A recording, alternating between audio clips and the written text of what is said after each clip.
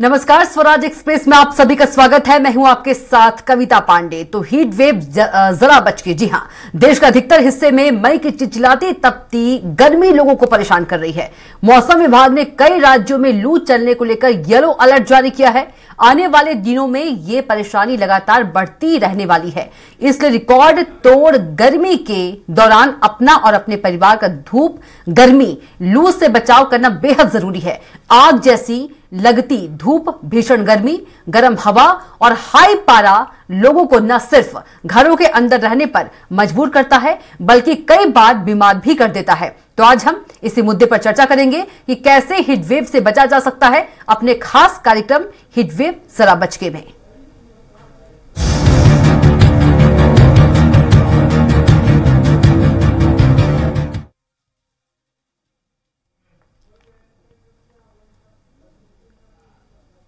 आजकल भाग दौड़ भरी जिंदगी और कामकाज के चलते लोगों को घर से बाहर निकलना ही पड़ता है। ऐसे में हालात यह है कि हीट या सनस्ट्रोक या लू लगने का खतरा मंडराता रहता है। हीटवेव की वजह से हर साल देश में सैकड़ों लोगों की मौत हो जाती है। 2023 में 30 जून तक हीट वेव की वजह से कुल 252 मौतें हुई, जबकि पिछले साल इसी समय सीमा में 33 मौतें थी। मध्य प्रदेश की बात करें तो 9 मई तक हीट वेव, बारिश और बादल छाने का अलर्ट है। मालवा, निमाड़ यानी इंदौर, उज्जैन संभाग के जिलों में हीट वेव चलेगी। इससे पहले प्रदेश के 7 शहरों में दिन का टेम्परेचर 42 डिग्री के पार पहुंच गया। सतना में पारा 43.2 डिग्री रिकॉर्ड किया गया। वहीं कुल 27 शहर ऐसे रहे जहां तापमान 40 डिग्री से ज्यादा दर्ज किया गया। सीजन में पहली बार प्रदेश में इतनी गर्मी पड़ी। बड़े शहरों की बात करें तो ग्वालियर में पारा 41.8 डिग्री, जबलपुर में 40.9 डिग्री, भोपाल में 40.3 डिग्री, इंदौर में 38.4 डिग्री और उज्जैन में पारा 39.5 डिग्री दर्ज किया गया। वहीं टीकमगढ़ में 42 डिग्री, खंडवा में 42.1 डिग्री, रीवा में 42.2 डिग्री, सीधी में 42.4 डिग्री, खजुराहो में 42.6 डिग्री, मलाजखंड में 42.8 डिग्री रहा। ऐसे में खुद को हीटवेव से बचाने के लिए सतर्क रहना बेहद जरूरी है।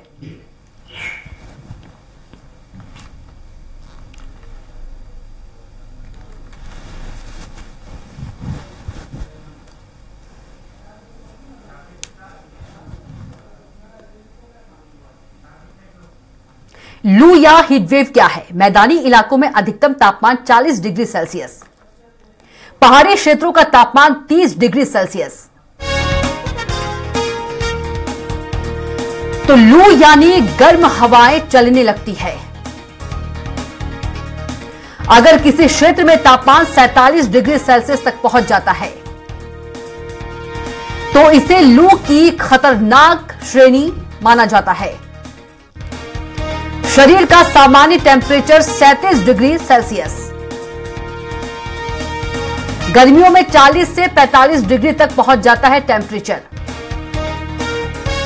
संतरा, नींबू या मौसम्बी का जूस पिएं। तेज धूप या गर्म हवा में बाहर निकलने पर बढ़ जाता है शरीर का टेम्परेचर। शरीर का टेम्परेचर 37 डिग्री सेल्सियस से ज्यादा होने को लू लगना कहा जाता है। दोपहर में 12 बजे से 3 बजे के बीच धूप में बाहर जाने से बचें। ज्यादा से ज्यादा मात्रा में पानी पिए, भले ही प्यास ना लगी हो।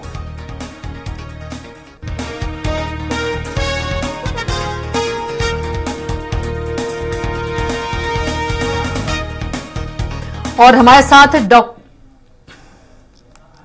डॉक्टर योगेश जैन जुड़ गए हैं और वहीं संजय ग्वालियर से विनोद शर्मा जुड़ गए हैं और दिलीप साहू रायपुर से जुड़ गए हैं। सबसे पहले योगेश जी के पास चलेंगे। योगेश जी, यदि बात करें जो गर्मी है, गर्मी जो है बहुत पड़ रही है, किस तरह से गर्मी से बचाव किया जाए? जैसे कि हमें पता है जी, तो इससे बचने के लिए हमें बहुत सारे लाइट कलर या लाइट वेटेड कपड़े पहनने चाहिए और यूजुअली बेसिकली कॉटन के कपड़े हो तो ज्यादा अच्छा है।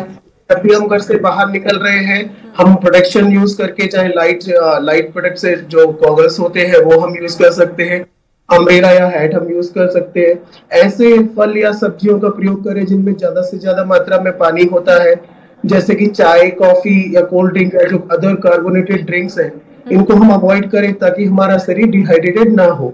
और कोशिश करें कि जरूरी होने पर ही हम घर से बाहर निकले। स्पेशली जो धूप का पीक टाइम है 12 से लेके 3 बजे तक, इसमें हम कोशिश करें कि घर पर ही रहे या किसी ठंडी जगह पर रहे। कोशिश करें कि हम बाहर जाना अवॉइड करें। अगर बहुत जरूरी है तो ही हम बाहर निकले। जब भी हम बाहर जा रहे हैं अपने साथ पानी कैरी करें, पानी की बोतल लेके जाए, हो सके तो उसमें ORS या ऐसा कुछ भी इलेक्ट्रोलाइट हम कुछ उसमें डाल दें। और अगर कंडीशन बनती है हीट पायरेक्सिया की, तो उस कंडीशन में बार बार अपने शरीर को ठंडे पानी के कपड़े से पोंछे, और अगर उसके बाद भी अगर ठीक नहीं होता है तो डॉक्टर की एडवाइस ले। बिल्कुल। ग्वालियर चलेंगे विनोद शर्मा के पास। विनोद, डॉक्टर योगेश बता रहे थे कि बाहर कम से कम निकले और पानी ज्यादा से ज्यादा पिए। ऐसे में कल तीसरे चरण का मतदान भी है, तो प्रशासन की ओर से क्या कुछ व्यवस्था की गई है? बिल्कुल। देखिए, जिस तरीके से गर्मी जो लगातार अपना रौद्र रूप दिखाती जा रही है, आज 41 डिग्री सेल्सियस से ज्यादा तापमान है, और जो मौसम विभाग के अनुमान है कि कल 43 डिग्री तापमान जा सकता है। ऐसी स्थिति में कल मतदान भी है तीसरे चरण का ग्वालियर लोकसभा में। यहाँ पर जो प्रशासन ने व्यवस्था की है कि मतदान दल जो रवाना हुए हैं उनको एक मेडिकल किट भी दी गई है, जिसमें उनको ORS के पैकेट है। इसके अलावा कुछ इस तरह की टैबलेट्स हैं कि अगर किसी को लूज मोशन होते हैं, वोमिटिंग होती है, तो उन टैबलेट्स का उपयोग कर सकता है। पानी की बोतल दी है, और तमाम जो गर्मी से बचाव के जो उपाय है वो उनको बताए गए हैं कि किस तरह से गर्मी से बचा जा सकता है। क्योंकि चुनाव है, मतदान है, और लिहाजा कर्मचारियों को ड्यूटी करनी होगी। कई ऐसे इलाके हैं जहां पर ग्रामीण क्षेत्र में जहां बिजली नहीं रहती है, वहां पर उनको जनरेटर की उपलब्धता उनके लिए रहेगी कि जनरेटर वहां लगाए जाएंगे और कर्मचारियों को बीमारी होने से बचाया जा सकता है। लेकिन सबसे ज्यादा, जैसा आपको पता हो कविता, कि ग्वालियर चंबल अंचल में भीषण गर्मी पड़ती है, जो यहाँ का तापमान 48 डिग्री सेल्सियस तक जाने की संभावना इस बार जताई जा रही है। इससे बचाव के लिए जो पहले से ही चिकित्सक कहते हैं कि जो ठंडे पेय होते हैं, जिसमें खास करके कैरी का पना है, बेल फल का जूस है, इसके अलावा शिकंजी है नींबू की, इसको लेना चाहिए, और मट्ठे का भी उपयोग करना चाहिए। इसके अलावा जैसा अभी जो चिकित्सक बता रहे थे कि दोपहर 12 से 3 बजे के बीच में अवॉइड करना चाहिए बाहर निकलना। लेकिन जिन लोगों को निकलना है, बहुत ज्यादा जरूरी रहता है, कई लोग ऑफिस जाते हैं, ऑफिस से वापस आते हैं, या उनके कारोबार रहता है, तो उनको अपने आप को पूरी तरह से ढककर रखना चाहिए। शरीर को, चेहरे को ढककर रखना चाहिए, खास करके कान उनको अपने ढक के रखना चाहिए, जिससे लू लगने की संभावना कम रहती है। और समय समय पर पानी पीते रहे, जहां भी जाए वहां पानी पिए। एकदम किसी एयर कंडीशन कक्ष है उससे बाहर निकलकर ना निकले, उसमें थोड़ा इंतजार करें, शरीर को उस माहौल के अनुरूप बनाए जो अगर उन्हें बाहर निकलना हो। तो इस तरह के जो एडवाइजरी है वो जारी की गई है। और हीट स्ट्रोक होता है, राजस्थान से जो गर्म हवाएं ग्वालियर चंबल अंचल की तरफ आती है वो देखने को मिलती है। लेकिन सबसे ज्यादा कल परेशानी देखी जा सकेगी कि कोई मतदाताओं को भी मतदान केंद्र पर आना है, लाइनों में भी लगना है। हालांकि प्रशासन ने कहा है कि उनके लिए टेंट लगाए जाएंगे, शीतल पेय की व्यवस्था की जाएगी। लेकिन कई जगह ऐसी होती है जहां पर ज्यादा मतदाता पहुंच जाते हैं, तो लाइनों में खड़ा होना उनके लिए परेशानी हो सकता है, और ऐसे में मतदान प्रतिशत है उस पर भी असर पड़ सकता है। खास करके बुजुर्ग, महिलाएं मतदान करने के लिए कम निकलते हैं गर्मी में, क्योंकि उनको ये लगता है कि अगर बाहर जाएंगे तो बीमार पड़ जाएंगे। तो ये एक समस्या है प्रशासन के सामने देखने को मिल रही है। प्रशासन लगातार इस बात की एडवाइजरी जारी कर रहा है कि सुबह भी आए, दोपहर आए। अगर कोई आता है, किसी को कोई परेशानी है, तो मतदान केंद्रों पर भी जो सुरक्षा कर्मी है उनके पास भी मेडिकल किट रहेगी, मतदान कर्मियों के पास मेडिकल किट रहेगी। अगर किसी को जरूरत पड़ती है तो वहां से वो दवा ले सकता है, ORS के पैकेट ले सकता है। लेकिन ग्वालियर चंबल अंचल में आने वाला समय और भीषण गर्मी से लोगों को सामना करना पड़ेगा। यहाँ लास्ट में जाकर जून के बाद बारिश होती है, उसके बाद उमस का भी सामना ग्वालियर चंबल अंचल में लोगों को देखने को मिलेगा। खास करके जो अभी शीतल पेय की दुकानें हैं, जैसे गन्ने का रस है, नींबू की शिकंजी है, यहाँ पर लोगों की भीड़ ज्यादा देखी जा रही है। और लोग अपने आप को गला तर करने के लिए, अपने आप को जो ठंडक पहुंचाने के लिए सारे संसाधन का उपयोग कर रहे हैं। जी बिल्कुल विनोद। रायपुर चलेंगे दिलीप के पास। दिलीप, ग्वालियर से विनोद बता रहे थे कि प्रशासन ने क्या कुछ व्यवस्था किया है, क्योंकि हीट वेव है और हीट वेव जानलेवा भी हो सकता है। छत्तीसगढ़ की बात करें, रायपुर की बात करें, क्या कुछ गर्मी का क्या कुछ टेम्परेचर है दिलीप? बिल्कुल कविता, जो खास करके कल की बात करें, कल रविवार का जो दिन था वो पूरे इस सीजन में सबसे ज्यादा गर्मी रायपुर शहर का जो तापमान है वो रिकॉर्ड किया गया है 43.6 डिग्री सेल्सियस। और आज भी अमूमन वही स्थिति है, लगभग 44 डिग्री के आसपास पारा पहुंच चुका है। और प्रदेश की बात करें तो बेमेतरा, इधर सरगुजा, बिलासपुर, दुर्ग सहित सभी जगह पर खूब गर्मी पड़ रही है। लगभग 43-44 डिग्री के आसपास पारा पहुंच चुका है। और ज्यादातर शहरों की बात करें छत्तीसगढ़ के तो सब में 40 के पार की स्थिति है। हालांकि मौसम विभाग की ओर से ये भी बताया जा रहा है कि कुछ कई जगहों पर गरज चमक के साथ अंधड़ या फिर थोड़ी बारिश भी हो सकती है। लेकिन सुबह थोड़ा सा मौसम था उस तरह के, लेकिन उसके बाद जैसे 10 बजे के बाद जो स्थिति है, खूब गर्मी पड़ रही है, तेज धूप है। और आलम यह है कि सड़कें सूनी सी हो गई है, क्योंकि दोपहर में पूरी शहर की बात करें तो काफी गर्मी पड़ रही है। हालांकि क्योंकि कल मतदान है, तीसरे चरण का मतदान होना है और 7 सीटों पर मतदान होना है, जिसमें खास करके पूरे मैदानी इलाका है। रायपुर, दुर्ग, बिलासपुर, जांजगीर चांपा, सरगुजा, रायगढ़ सहित सभी क्षेत्रों में जो मतदान होना है उसमें कहीं ना कहीं इस गर्मी का असर देखने को मिलेगा। और खास करके शहरी क्षेत्र के मतदाता आमतौर पे जैसे भीषण गर्मी पड़ती है तो वो बचते हैं, और सुविधा भोगी जो मतदाता होते हैं, आमतौर पे जो एयर कंडीशन में रहने वाले होते हैं, ऐसे लोगों के लिए थोड़ी सी और परेशानी का सबब बन सकता है जो गर्मी। हालांकि क्योंकि मतदान का समय सुबह 7 बजे से ही रखा गया है और लोगों से लगातार अपील की जा रही है कि सुबह से ही जिनको दिक्कत है वो सुबह से ही आके लाइन में लग के जल्दी मतदान करके चले जाए, इस तरह के भी है। हालांकि पूरी टाइम है, सुबह 7 बजे से लेकर शाम 6 बजे तक मतदान होना है। कुछ संवेदनशील क्षेत्रों को छोड़ दे तो बाकी सभी जगह पर लगभग तो ये देखना होगा। और जैसे विनोद बता रहे थे उसी तरह छत्तीसगढ़ में भी शासन प्रशासन की ओर से, निर्वाचन आयोग की ओर से तमाम बूथों पर विशेष व्यवस्था की गई है ताकि ज्यादा तकलीफ न हो। और बहुत सारे जो आदर्श मतदान केंद्र बनाए गए हैं वहां पर ज्यादा सुविधाएं रखी गई है, टेंट लगाए गए हैं, मटके में पानी की, ठंडे पानी की सुविधा रखी गई है, बहुत जगह पर वाटर कूलर भी लगाए गए हैं और बहुत सारी सुविधाएं निर्वाचन आयोग की ओर से उपलब्ध कराने का प्रयास किया जा रहा है। लेकिन क्योंकि तत्कालिक रूप से ये सुविधा उपलब्ध कराई जा रही है, ऐसे में बहुत जगह पर नाकाफी भी है, क्योंकि बहुत सारे मतदान केंद्र ऐसे हैं जहां कमरे छोटे रहते हैं, स्कूलों में होता है, छोटा छोटा स्कूल रहता है, और फिर जो लाइन रहती है वो बाहर बरामदे में ही लाइन लगती है और स्कूल परिसर में ही लाइन देखी जाती है, तो धूप काफी है। ऐसे में कुछ कुछ जगह टेंट लगाए गए हैं, लेकिन वे भी नाकाफी साबित होगा। अब देखना होगा कि और क्या क्या व्यवस्थाएं निर्वाचन आयोग की ओर से की जाती है इस गर्मी को देखते हुए। लेकिन फिलहाल तमाम तरह की सुविधाएं, खास करके जो निर्वाचन के पदाधिकारी इसमें शामिल लोग हैं, उनके तरफ से लगातार व्यवस्थाएं की जा रही है। और जिला प्रशासन और निर्वाचन आयोग की ओर से तमाम तरह की जो भी मांगे आ रही हैं, जिन मतदान केंद्रों में जो सुविधा की जरूरत है उनको पूरा करने का लगातार प्रयास किया जा रहा है। और आज देर शाम तक लगभग सभी बूथों में जरूरी टेंट या दूसरी जो सुविधाएं हैं वो व्यवस्था कर ली जाएगी और मतदाताओं के लिए पूरा ध्यान रखा जा रहा है। ठीक है दिलीप, बहुत ही धन्यवाद आपका तमाम जानकारी के लिए। एक बार फिर से विनोद का रुख करेंगे। विनोद, दिलीप बता रहे थे कि जो मौसम विभाग है, मौसम विभाग की ओर से जानकारी दी गई है कि गरज चमक के साथ बूंदाबांदी भी होगी और अंधड़ भी चलेगा। ग्वालियर में क्या कुछ ऐसी स्थिति होने वाली है आने वाले दिनों में? विभाग ने जानकारी दी है उसके मुताबिक अब टेम्परेचर बढ़ेगा।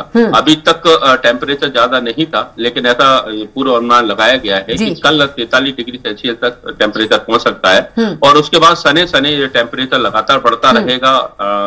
48 से 49 डिग्री तक ये टेम्परेचर जा सकता है। 48 कई बार ग्वालियर में पहुंचा है, 48 टेम्परेचर रहा है। तो ग्वालियर में आने वाले समय गर्मी का लिए काफी कह सकते हैं कि लोगों को परेशानी भरा रहेगा, क्योंकि जब भी गर्मी आती है लोग बेहाल हो जाते हैं।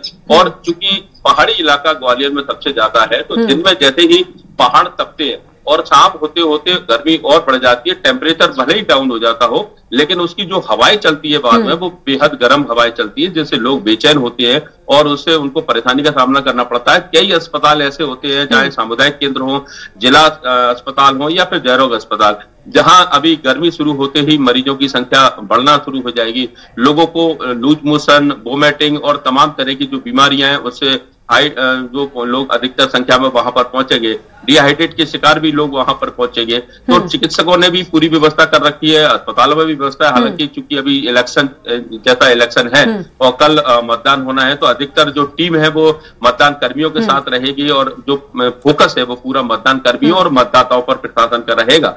जैसा मेरे साथी बता रहे थे कि घरों में भी पानी यहाँ रखा जाएगा, उनको ठंडे पानी की व्यवस्था की जाएगी। लेकिन कई मतदान केंद्र ऐसे हैं जो काफी सुदूर इलाके में है और वहां पर व्यवस्थाएं पर्याप्त तो नहीं हो पाएंगी, क्योंकि अगर ज्यादा मतदाता एक साथ आ गए तो फिर लंबी लाइनें लगेगी। अगर ऐसे में लंबी लाइनें लगती हैं तो धूप में कोई भी खड़ा होना नहीं चाहता और वो अपने घर वापस चला जाएगा। ऐसे में मतदान प्रभावित हो सकता है, मतदान प्रतिशत में गिरावट आ सकती है।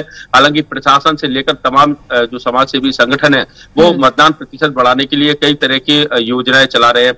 ग्वालियर में तमाम समाज सेवी संगठनों ने कहा है कि अगर मतदान करने के बाद वो अपनी उंगली पर स्याही का निशान दिखाते हैं तो उनको ठंडा जूस दिया जाएगा। कहीं पर चाय पिलाने की व्यवस्था की गई है कि वहां बैठाकर उनको चाय पिलाई जाएगी और कहीं कोल्ड ड्रिंक पिलाई जाएगी। तो इस तरह से जो समाज सेवी संगठन है वो भी अपनी तरफ से मतदान प्रतिशत बढ़ाने की कोशिश कर रहे हैं, क्योंकि उनको भी लगता है कि विधानसभा इलेक्शन जब हुआ था मध्य प्रदेश में और उस समय ठंड थी और लोग ठंड में गर्म कपड़े पहनकर बाहर जा सकते हैं, लाइनों में लग सकते हैं, लेकिन गर्मी सहन करना बेहद मुश्किल होता है और वो भी तपती धूप में मतदाता खड़ा होना, और खास करके वो बुजुर्ग मतदाता महिला, ये कम से कम मतदान केंद्र पर पहुंचने में असमर्थ हो जाते हैं। बिल्कुल विनोद, तमाम जानकारी के लिए आपका बहुत ही धन्यवाद। डॉक्टर योगेश जी के पास चलेंगे। सर, यदि देखा जाए जो हीट वेव है वो जानलेवा हो सकता है, कैसे इससे बचा जाए? को पहले ही बताया था कि जो हीट पायरेक्सिया है, जो हीट वेव जब बहुत हार्डली टच करते हैं उसको हम हीट पायरेक्सिया बोलते हैं। ऐसी कंडीशन में हमें बार बार ठंडे पानी से शावर लेना चाहिए। अपने शरीर को हम ठंडे पानी की पट्टियों रख सकते हैं, बार बार हम वॉश कर सकते हैं और इलेक्ट्रोलाइट बैलेंस को हमें मेंटेन करना होता है। बेसिकली जो प्रॉब्लम आती है वो होता है इलेक्ट्रोलाइट डिस्टर्बेंस। तो ORS या इलेक्ट्रॉल, ये जो पाउडर्स आते हैं मार्केट में प्रीफॉर्म फॉर्म में, इनको हम ले सकते हैं और इसके बाद भी अगर सपोज पेशेंट को आराम नहीं मिल रहा है तो वो नजदीकी स्वास्थ्य केंद्र में जाके अगले चिकित्सक से सलाह ले सकते हैं। बिल्कुल। संजय डोंगर डिबे भी हमारे साथ जुड़ गए हैं भोपाल से। संजय, गर्मी जो है गर्मी बढ़ी हुई है और यदि बात करें कल मतदान भी है तो क्या कुछ व्यवस्था की गई है? बिल्कुल दीपक, अगर देखा जाए कहीं ना कहीं कविता, अगर जिस प्रकार की गर्मी पड़ रही है, मौसम विभाग ने साफ कहा था कि लगभग ये टेम्परेचर 45 डिग्री तक जा सकता है। लेकिन कल की बात करें तो कल जिस प्रकार से मतदान है, तीसरे चरण को मतदान को लेकर जिस प्रकार से हम कह सकते हैं कि निर्वाचन आयोग ने भी कई जगह पे इसको लेकर व्यवस्थाएं की है, पानी की व्यवस्था की है। कई जगह छोटे स्मॉल ICU भी बनाए गए हैं कि जिससे अगर कोई पेशेंट जो मतदान करने आते हैं और उन्हें किसी प्रकार की परेशानी होती है तो उन्हें तुरंत इलाज मिल सके, इस प्रकार की व्यवस्थाएं की गई है। कहीं अगर मतदाता केंद्रों पर पानी की व्यवस्था, ठंडे पानी की व्यवस्था और छाया की भी व्यवस्थाएं की गई है। अगर देखा जाए तो मतदान के क्योंकि टेम्परेचर की बात की जाए तो जिस प्रकार से मौसम विभाग का कहना है कि कल भी टेम्परेचर कहीं ना कहीं बढ़ा हुआ रहेगा और कहीं अगर देखा जाए तो नेक्स्ट डे यानी कि 8 तारीख को कहीं ना कहीं इसमें थोड़ी सी गिरावट देखने को मिलेगी और कहीं मध्य प्रदेश के कई क्षेत्रों में बूंदाबांदी की भी संभावना बताई गई है। अगर देखा जाए कविता तो कल का मौसम, क्योंकि जिस प्रकार से एक तो मतदान की गर्मी रहेगी और दूसरा जो सूर्य देवता तपेंगे तो उनकी एक गर्मी रहेगी। तो मतदान प्रतिशत कहीं ना कहीं आम जनता के लिए ये गर्मी, दोनों ही गर्मी का एहसास ये देखना पड़ेगा कि क्या कौन सी गर्मी हावी होती है। क्या मतदान देने की जो एक जोश भरा गया है वो गर्मी हावी होती है या सूर्य देवता की जो गर्मी है, जो आकाश से गर्मी पर बरसेगी, उसको लेकर आम आदमी मतदान देने जाता है। लेकिन अगर देखा जाए तो निर्वाचन आयोग ने अपनी तरफ से पूरी तैयारी कर रखी है और जिस प्रकार से मौसम विभाग का साफ कहना है कि कल भी टेम्परेचर लगभग 40-41 के आसपास रहने की संभावना बताई जा रही है और ये लगभग अभी 2 से 3 दिन रहेगा।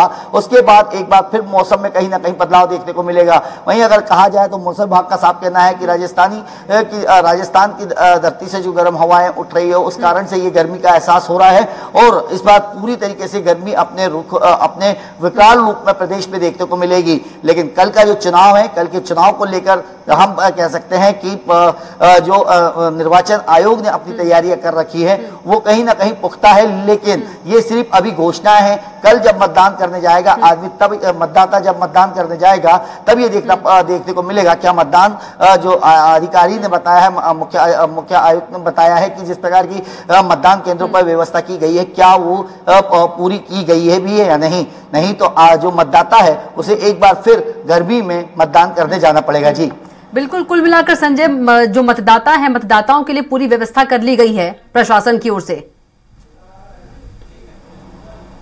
बिल्कुल कविता, अगर देखा जाए तो मतदान का केंद्र पर जिस प्रकार से बताया गया था, हमने पहले भी देखा था, पहले चरण और दूसरे चरण में भी ये बात बताई गई थी कि वहां पर पानी की व्यवस्था हो, कहीं ना कहीं ठंड से गर्मी से बचने की व्यवस्था की गई थी। लेकिन कई क्षेत्रों में जब हमारे मित्र और हमारे सहयोगी उन केंद्रों पर पहुंचे थे तो वहां पर ना पानी की व्यवस्था थी, ना छाया की व्यवस्था थी। लेकिन इस बार क्योंकि तीसरा चरण है, तीसरे चरण में हम देख रहे हैं कि जिस प्रकार से कई बड़े नामी जिनके भविष्य अभी इस चुनाव पे टिका है, चाहे शिवराज सिंह चौहान हो, चाहे दिग्विजय सिंह हो या ज्योतिरादित्य सिंधिया हो, इस प्रकार के बड़े बड़े नाम हैं जिनके लोकसभा क्षेत्र है जो उम्मीदवार है।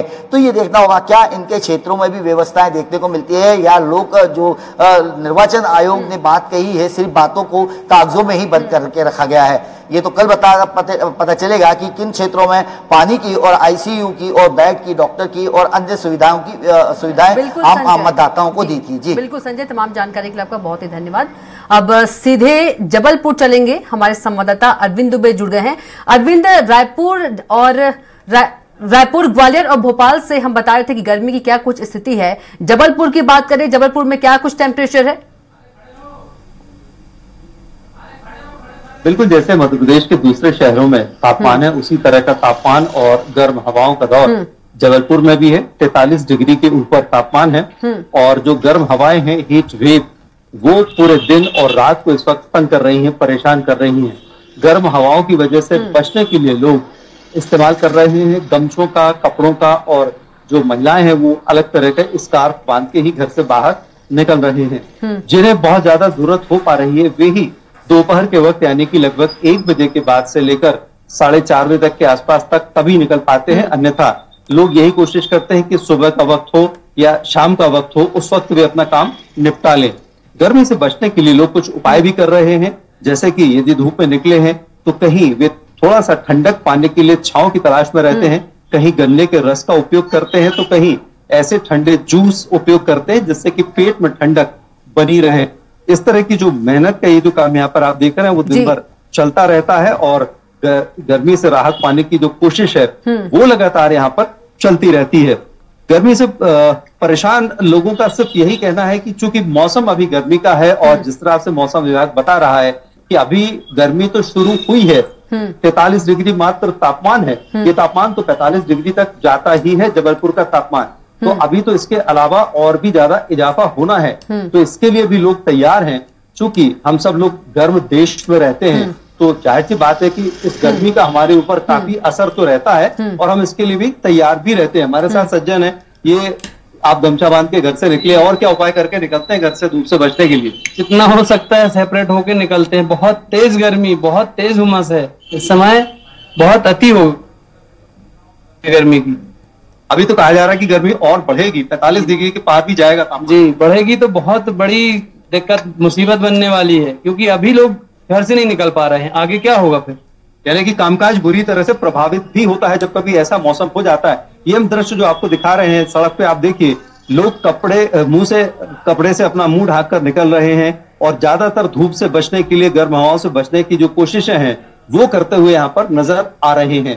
खास बात यह है कि इस वक्त जब दोपहर का समय होता है जी बिल्कुल, सड़कों पर यातायात भी बेहद कम हो जाता है। बिल्कुल अरविंद, तमाम जानकारी के लिए आपका धन्यवाद। और एक बार फिर से चलेंगे डॉक्टर योगेश के पास। सर, लू लगने पर क्या उपाय किया जाए? लगने का तो देखिए मैम ऐसा है कि बेसिकली तो हमें जितना हो सके हम ज्यादा से ज्यादा पानी पिए और कोशिश करें कि हम अपने शरीर को ज्यादा से ज्यादा ठंडा रखें।